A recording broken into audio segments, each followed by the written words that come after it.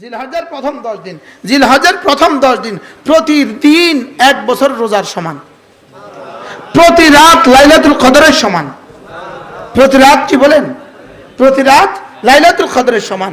জিলহজ্জার প্রথম 10 দিন বলেন ওয়ালায়ালিন আশর ওয়াল ফজরি ওয়ালায়ালিন আশর, যে 10 রাতের কসম খেয়েছে আল্লাহ তাআলা, জিলহজ মাসের প্রথম 10 রাত প্রতি রাত লাইলাতুল কদরের সমান। সুবহানাল্লাহ। আর প্রতিদিন 1 বছরের রোজার সমান। তাহলে জিলহজ মাসের প্রথম 9 দিন আমরা রোজা রাখবো তো ইনশাআল্লাহ? আল্লাহ তৌফিক দান করেন, আল্লাহ তাআলা কবুল ফরমান। কথা আমার দূর চলে গেছে মেরে ভাইও। আল্লাহ তাআলা আমাদেরকে ইবাদত ভিন্নতা দিয়েছেন কেন?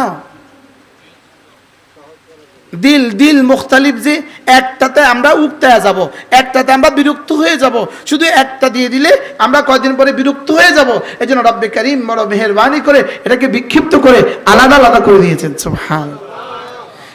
সারাদিন যদি নামাজ দিতেন পারতাম না, সারা বছর রোজা দিতেন তো পারতাম না, সারাদিন যদি যাকাত দেওয়ার কথা বলতো তো পারতাম না, প্রত্যেকদিন যদি হজ ওয়াজিব হয়ে যেত তো পারতাম না। তা আল্লাহ তাআলা ভিন্ন ভিন্ন করে দিয়েছেন। এখন প্রতিদিন প্রতি মুহূর্তে আমার ইবাদত কি?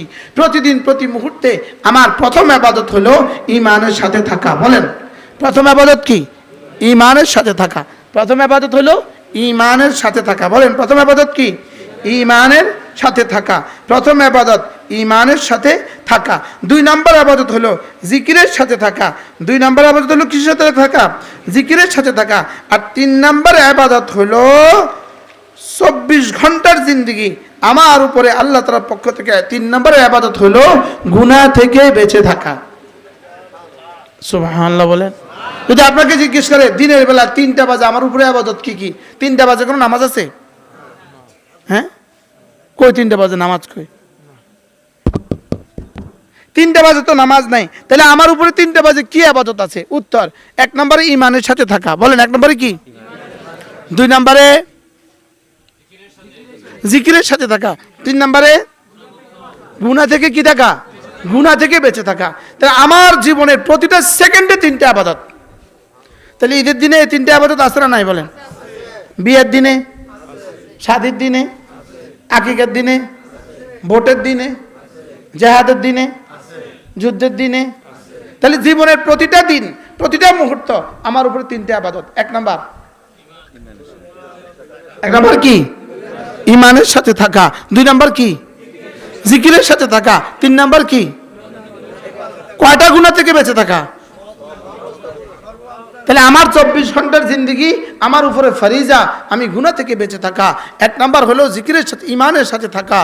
লা ইলাহা ইল্লাল্লাহ, লা ইলাহা ইল্লাল্লাহ, লা ইলাহা ইল্লাল্লাহ, লা ইলাহা ইল্লাল্লাহ, লা ইলাহা ইল্লাল্লাহ, লা ইলাহা ইল্লাল্লাহ মুহাম্মাদুর রাসূলুল্লাহ। এই কথাগুলোকে রব্বে কারীম বলেন রিজালুন লা তুলহিহিম তিজারাতুন ওয়ালা বাইউন আন যিকরিল্লাহ ওয়া ইকামিস সালাহ ওয়া ইতাইজ যাকাহ। রিজালুন লা তুলহিহিম তিজারাতুন ওয়ালা বাইউন আন যিকরিল্লাহ। এরাই হলো আমার প্রিয় বান্দা, যাদেরকে আল্লাহর জিকির থেকে তাদের কোনো ব্যস্ততা তাদেরকে জীবনে 1 সেকেন্ডের জন্য গাফেল করে না। কোনো ব্যস্ততা তাদেরকে জিকির থেকে গাফেল করে না। বলেন কোনো ব্যস্ততা তাদেরকে জিকির থেকে কি করে না। হযরত নানুপুরি রহমতুল্লাহ বলতেন এরা একই বালিশে বিবির সাথে শোয়া, লেকিন তখনও তাদের দিলটা রব্বে কারীমের সাথে লাগা। এটা আমরা কোত্থেকে বুঝবো? এটা যারা বুঝছে তারা কবরে চলে গেছে।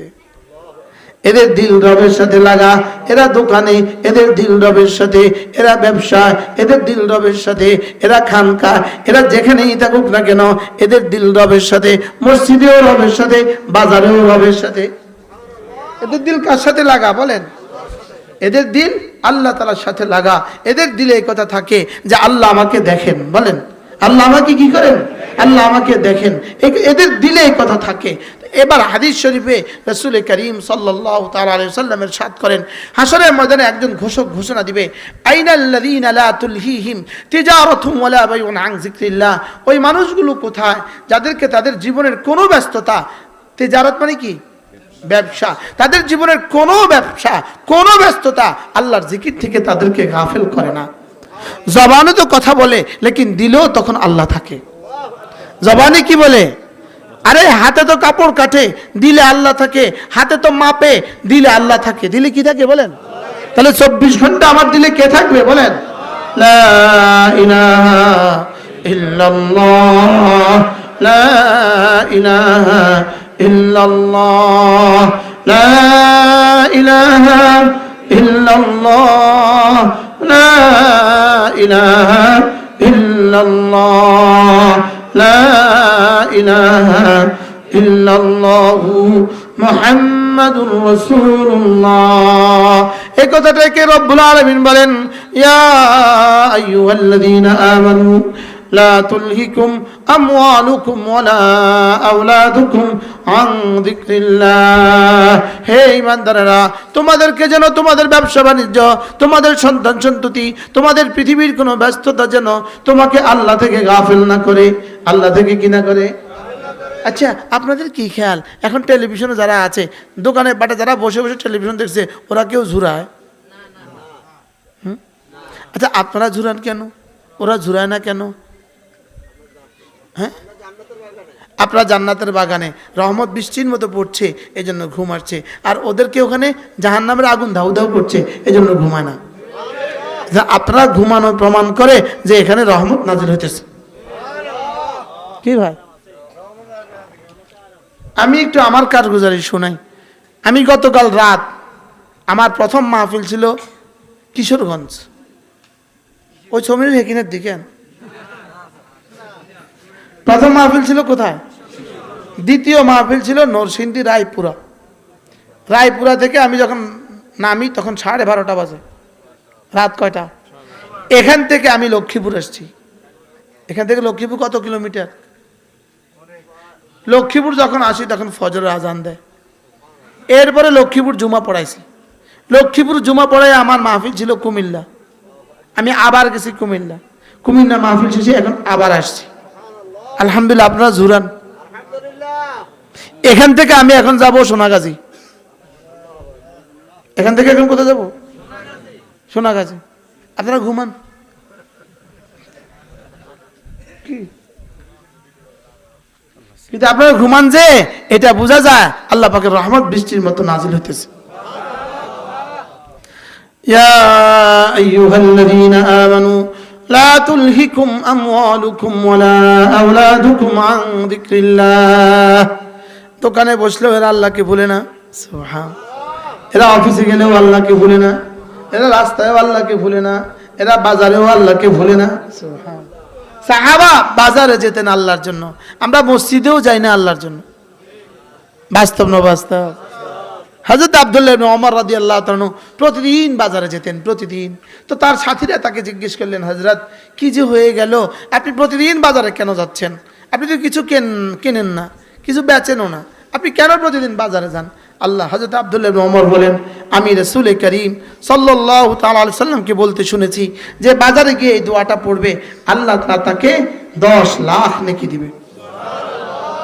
আমি এই দোয়াটা পড়ার জন্য বাজারে যাই। তাহলে সাহাবী বাজারে যেতেন কেন বলেন?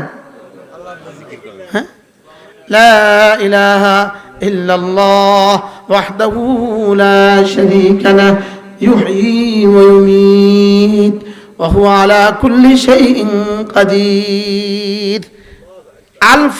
আলফু হাসানা। সুবহানাল্লাহ বলেন।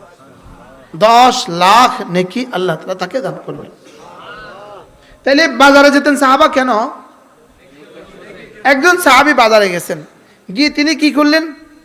2 মুঠো 2 আঁটি শাক কিনলেন। শাক কিনে আবার এখান থেকে কিনে ওখানে আবার বসে বলতে লাগলেন, এই কে আছো, আমি শাক বিক্রি করবো, কিনবা? তো আরেকজন সাহাবী জিজ্ঞেস করলেন, কি ভাই আপনি আবার শাকের ব্যবসা শুরু করলেন কবে? আচ্ছা, এখন যদি চৌমনি বাজার আমি শাক বেশি, আপনার কি করবেন? হ্যাঁ, মাথা খারাপ। মাথা খারাপ, আর কাজ পাইল না। বাস্তব না বাস্তব? এটা ফেসবুকে দিয়ে দিবে, মাথা খারাপ। ইউটিউবে দিয়ে দিবে, মুশতাক নবী সাহেব শাক বেছে। তো সাহাবী কি করছেন বলেন? হ্যাঁ, শাক কিনে কি করে? আরেকজন জিজ্ঞেস করলেন, আপনি শাক বিক্রি করছেন? তো তিনি বললেন, হ্যাঁ আমি তো শাক বিক্রি করছি। কেন? বলে রাসূলের ওই হাদিস, আত-তাজিরুস সাদুক মাল আম্বিয়া ওয়াস সিদ্দিকিন, যে সত্যবাদী ব্যবসায়ী নবীদের সাথে আর সিদ্দিকদের সাথে তার হাসর হবে। এই হাদিসের উপর আমি তো জীবনে আমল করতে পারি নাই, এজন্য আজকে একবার কি আছে। সাহাবায়ে কেরামের জীবনের জজবা কেমন ছিল বলেন? হ্যাঁ, কি হযরত আব্দুল্লাহ বাজারে যেতেন শুধু সালাম দেওয়ার জন্য। সুবহানাল্লাহ বলেন। বলে দেখো না আমি কেন বাজারে যাই, আমি যাওয়ার সময় সালাম দেই, আসার সময় সালাম দেই। আল্লাহর নবী বলছেন যে প্রতিদিন 20 জন করে সালাম দিবে সে যেন শাহাদাতের মর্তবা লাভ করলো। কয়জনকে সালাম দেয়? আমি বাজারে যাচ্ছি শুধু সালাম দেওয়ার জন্য, আসতেছি শুধু সালাম দেওয়ার জন্য। সাহাবা বাজারেও যেতেন আল্লাহর তালাশে, আমরা মসজিদেও যাই না আল্লাহর তালাশে। বাস্তব না বাস্তব বলেন? আচ্ছা, জোহরের আজান দিছে, মসজিদে গেছে, এই দুইজন মসজিদে না ঢুইকা ওই 5 মিনিট আগ পর্যন্ত মসজিদের দুয়ারে বসে বইয়া বইয়া গল্প করে, এরকম মানুষের দেশে আছে না নাই? হ্যাঁ, ভিতরে কি বাহিরে কি? ভিতরে জান্নাত, বাইরে দুনিয়া। ভিতরে কি, বাইরে কি? আচ্ছা, মসজিদে ঢুকার সময় কোনোদিন ধাক্কা ধাক্কি দেখছেন? আর বের হওয়ার সময় ধাক্কা ধাক্কি দেখছেন কোনোদিন? মাথা না। হ্যাঁ, কি দেখছেন?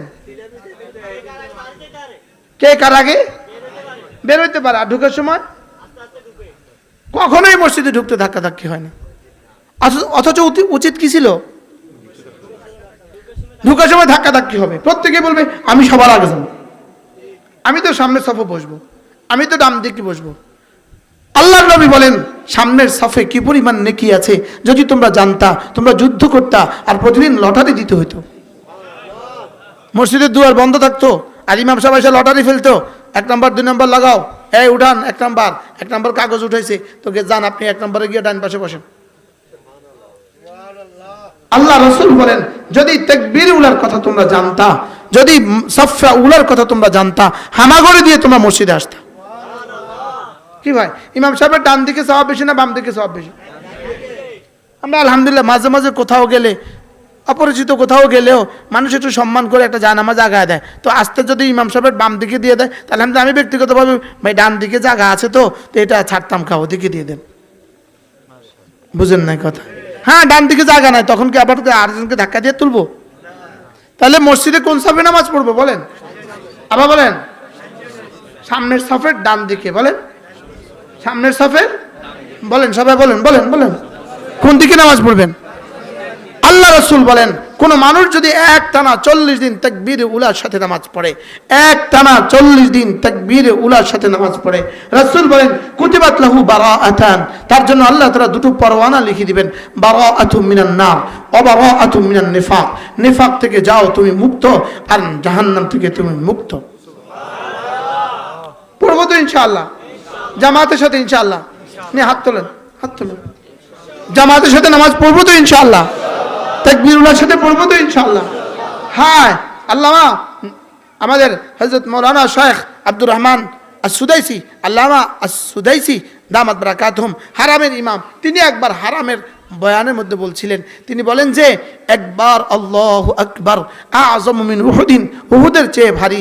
সেটা যদি নামাজের তাকবীরাতে ইন্তেকালিয়া আল্লাহু আকবার হয়, রুকু থেকে যাওয়ার সময়, রুকুতে যাওয়ার সময় আল্লাহু আকবার হয়, সিজদা থেকে ওঠার সময় আল্লাহু আকবার হয়, কোটি কোটি উহুদের চেয়ে ভারী। আর সেটা যদি তাকবীর উলা আল্লাহু আকবার হয়, কোটি কোটি কোটি কোটি উহুদের চেয়ে ভারী। বাস্তব না বাস্তব হুজুর? কি হয়? যেমন নামাজের বাইরে সুবহানাল্লাহ আযমু মিন উহুদিন, উহুদের চেয়ে ভারী। তাহলে নামাজের ভিতরে সুবহান রাব্বিয়াল আযীম, কোটি কোটি উহুদের চেয়ে ভারী। তাহলে এটা যদি 3 বারের জায়গা 6 বার পড়ি তো কেমন হবে? হ্যাঁ, যদি 6 বারের জায়গা 9 বার হতো কেমন হবে? আমাদের দেশের কিছু কামলা আছে রংপুর, দিনাজপুর থেকে, কুড়িগ্রাম থেকে আসে, আইসা আমাদের দেশে কাজ করে, করে না? এরা খেত বাসে, এরা 9টার সময় নামে, 1টার সময় উঠে। কয়টা নামে? তো খেত বাসতে কেমনে বাসে একটু দেখাইবেন না একজনে, কেমনে বাসে? রুকু দিয়া। আরে পানি তো, হাঁটুর মধ্যে পানি তো, হাঁটু পর্যন্ত পানি তো, বুক পর্যন্ত তো ধান, তো কেমনে ধান বাসে বলেন? নিরি উপর হয়ে, উপতইয়া, রুকু দিয়া নামাজ, এই ধান বাঁচে, সে রুকু দিয়া জমিন বাঁচে। 1 রুকু তার 9টা থেকে 1টা, বুঝুন না? হ্যাঁ, 4 ঘন্টা লাগাই 1 রুকু দেয়, 3 ঘন্টা লাগাই 1 রুকু দেয়, দেয় না বলেন? সে 3 ঘন্টা লাগাই 1টা রুকু দিতে পারে, লেকিন আমি 3 বারের বেশি 4 বার পড়ে 1টা রুকু দিতে পারি না। বাস্তব না বাস্তব বলেন? রুকুতে যাইতে তো দেরি হয়, লেকিন উঠতে তো দেরি হয় না। সেজদায় যাইতে তো দেরি হয়, লেকিন উঠতে তো কি হয় না বলেন? উঠতে তো তার দেরি হয় না। আমি এবার রমজানে এক জায়গায় তারাবি পড়ছিলাম, তো হুজুরের রুকুর সেজদা, রুকুর তাসবিহ আর সেজদার তাসবিহ নামাজের আগে পড়ে আইছে।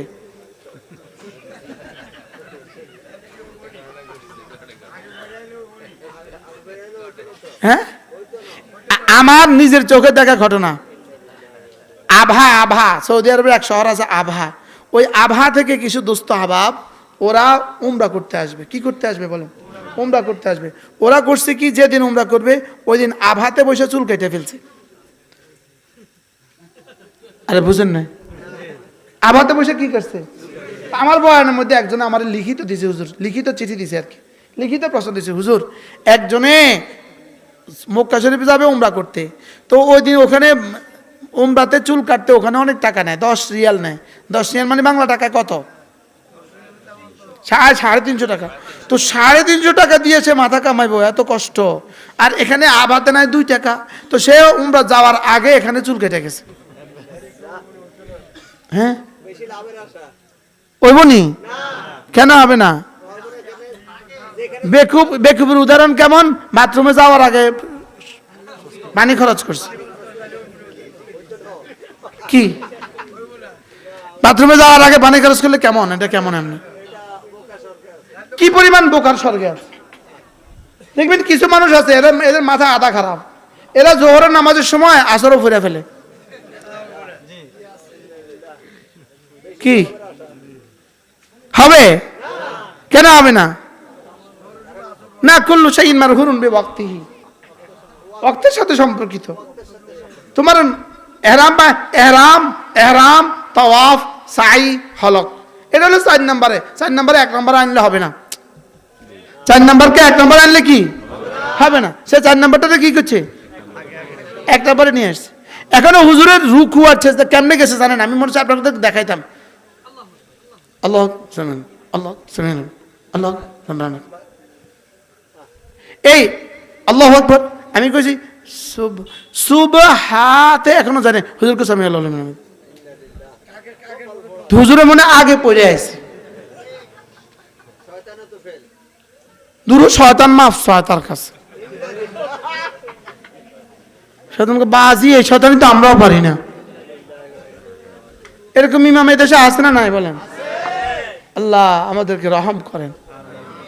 এজন্য নামাজের ভিতরে সুবহান যত দাম, নামাজের বাহিরে যত দাম, নামাজের ভিতরে এর চেয়ে কোটি কোটি গুণে বেশি দাম। সুবহান রাব্বিয়াল আযীম পড়েন, সুবহান রাব্বিয়াল আযীম, সুবহান রাব্বিয়াল আযীম। এক নিঃশ্বাসে একবার পড়বো। হ্যাঁ, যখন আপনি ইমাম হবেন তখন আপনি কতবার পড়বেন আপনি খেয়াল রাখবেন, মুসল্লির যেন কষ্ট না হয়। আর আপনি যখন মুক্তাদি হবেন তখন কতবার পড়বেন আপনি খেয়াল রাখবেন। ইমাম সাহেব যতবার আমাকে সুযোগ দেয়, আপনি যখন একাকী নামাজ পড়বেন তখন কতবার পড়বেন, যতক্ষণ আপনার সময় এবং শরীরে কুলায়। সুবহানাল্লাহ বলেন। ইমাম সাহেব হইলে কতবার পড়বেন? না, ইমাম সাহেব খেয়াল করবে আমার পিছনে বুড়ো থাকতে পারে, ওই বেচারা কষ্ট হবে। ইমাম সাহেব কি ভাববে বলেন? আমার পেছনে কি থাকতে পারে? বুড়ো থাকতে পারে, তার কষ্ট হবে। কারো অজুতে কষ্ট হইতে পারে, এজন্য সে তার নিজের মতো করে 3 বার পড়বে, 5 বার পড়বে। লেকিন মুসল্লি কতবার পড়বে? ইমাম যতক্ষণ সময় দেয় ততক্ষণ পড়বে। লেকিন জোহরের সুন্নতে, আগের সুন্নতে, পরের সুন্নতে, নফলের মধ্যে আপনি কতবার পড়বেন? যতক্ষণ আপনার সময় কুলায় এবং আপনার শরীরে কুলায়। কথা কি বুঝাতে পারছি? কয়বার কন? যতক্ষণ কি লাগে? বেজোর তো 21 বারই পড়েন, 33 বারই পড়েন, যেন পড়তে পড়তে পড়তে পড়তে কমর যেন বলে আমি আর পারছি না।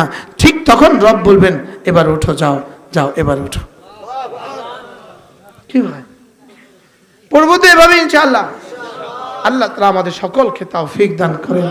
রিজালুন লা তুলহিহিম তিজারাতুন ওয়ালা বাইউন আন যিকরিল্লাহ ওয়া ইকামিস সালাহ। এরা নামাজ থেকে জীবনে কখনো গাফেল হয় না, এরা নামাজ থেকে গাফেল হয় না। শত ব্যস্ততা এদেরকে জামাত থেকে গাফেল করে না। এদের দোকানে অনেক কাস্টমার, লেকিন ওদিকে একামত হইতেছে, এরা সোজা দোকান থেকে মসজিদে চলে যায়। কি হয়? আপনারা এখানে তো অনেকেই ব্যবসায়ী, অধিকাংশ ব্যবসায়ী, তাও আবার ঢাকার ব্যবসায়ী, চকবাজারের ব্যবসায়ী, বড় বড় ব্যবসায়ী, সব চৌমুনির ব্যবসায়ী। আমার দোকান যেন আমাকে জামাত থেকে বিচ্যুত না করে, আমার দোকানে যেন আমাকে তাকবীরুল্লাহ ছুটতে না দেয়। কোনো কাস্টমার যদি জামাতের সময় আসে তা আপনি তাকে বলবেন নামাজের পরে। সে শুধু নিজে আসবে না, আগামী 10 দিনের জন্য 10 জনকে নিয়ে আসবে। অমুকের কাছে যাবা, আমি তাকে দেখছি সে কিভাবে জামাতের ইহতিমাম করে। কথা বুঝা আসছে তো ইনশাআল্লাহ? তাহলে জামাতে নামাজ পড়বো তো ইনশাআল্লাহ। আল্লাহ আমাদের সকলকে তৌফিক দান করেন, বুঝা মানা সহজ করে দেন। আপনাদের এই মাহফিলকে আল্লাহ তাআলা কবুল করেন। আপনাদের পাশে যে মাদ্রাসাটা আছে, কি নাম মাদ্রাসা?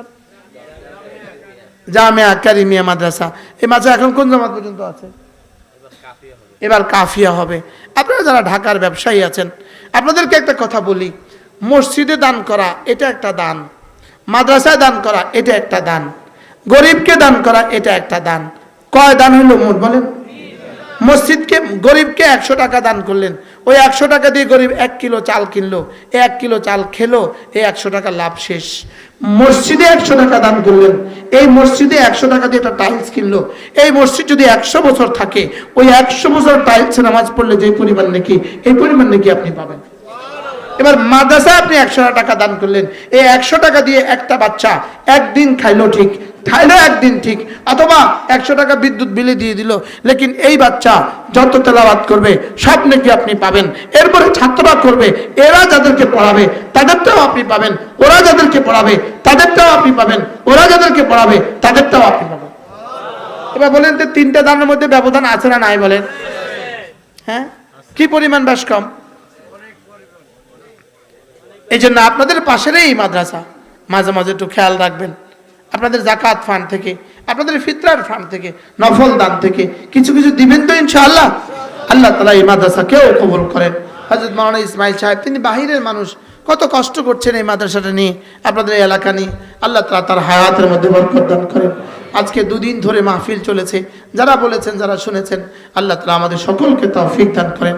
প্রত্যেক ইংরেজি মাসের শেষ শনিবারে আমাদের কুমিল্লার মাদ্রাসায় জিকিরের মজলিস হয়, পারলে শরীক হবেন। রমজান মাসে আলহামদুলিল্লাহ আমরা উমরায় যাই, সারা দেশ থেকে যারা আমাদের সাথে যেতে চায় তারা আমাদের সাথে শরীক হয়। যারা পারেন তো শরীক হবেন, যারা হজে যেতে চান তারাও শরীক হতে পারবেন ইনশাআল্লাহ।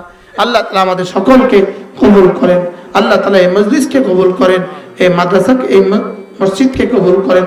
এই এলাকার সমস্ত ব্যবসায়ীরা যারা দূরে দূরে ব্যবসা করেন, ঢাকা, চিটাগং, চৌমনি, আল্লাহ তাআলা সকলের ব্যবসার মধ্যে বরকত দান করেন। সুবহানাল্লাহি বিহামদিহি, সুবহানাকাল্লাহুম্মা বিহামদিক, আশহাদু আল্লা ইলাহা ইল্লা আনতা, আস্তাগফিরুকা ওয়া আতুবু ইলাইক, ওয়া সাল্লাল্লাহু তাআলা আলা নবিয়্যিল কারীম।